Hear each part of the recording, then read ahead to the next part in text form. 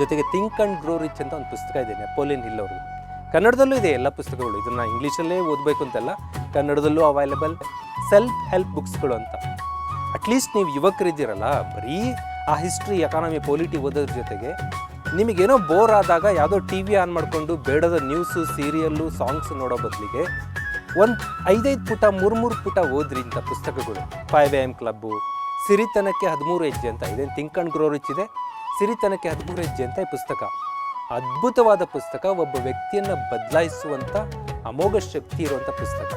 ಇಂಥ ಪುಸ್ತಕ ಓದ್ಕೊಂಡು ಒಂದಷ್ಟು ಗ್ರೋ ರಿಚ್ ಅಂದರೆ ಹಣವೇ ಅಲ್ಲ, ಹಣದಾಚೆಗೂ ಭಾಳ ರಿಚ್ ಆಗೋದಿದೆ, ಅದೆಲ್ಲರೂ ಟ್ರೈ ಮಾಡ್ಬೋದು. ಯು ಕ್ಯಾನ್ ವಿನ್ ಅಂತ ಶಿವಕೆರ ಅವ್ರದ್ದಿದೆ. ಜೊತೆಗೆ ಎಂಡುಮೂರಿ ವೀರೇಂದ್ರನಾಥ್ ಅವ್ರದ್ದು ವಿಜಯಕ್ಕೆ 5 ಮೆಟ್ಟಿಲು, 6ನೇ ಮೆಟ್ಟಿಲು, ಸಾಧನೆಯ ಹಾದಿ, ಹಲವಾರು ಪುಸ್ತಕಗಳು ಕನ್ನಡದಲ್ಲಿ. ಮೊದಲೆಲ್ಲ ನಾವೆಲ್ಲ ಡಿಗ್ರಿ ಟೈಮಲ್ಲೆಲ್ಲ ಇದ್ದಾಗ ಮೋಟಿವೇಶನ್ ಬುಕ್ಗಳು ಕನ್ನಡದಲ್ಲಿ ತುಂಬ ಕಡಿಮೆ ಇದ್ವು. ಅದರಲ್ಲಿ ಬೆಸ್ಟ್ ಒಂದು 10-20 ಪುಸ್ತಕ ಇದೆ.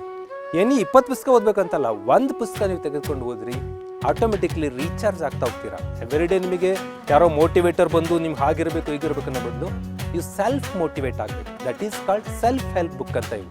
ಇಂಥ ಪುಸ್ತಕಗಳನ್ನ ಓದೋಕ್ಕೆ ಟ್ರೈ ಮಾಡಿ. 7 habits of highly effective people.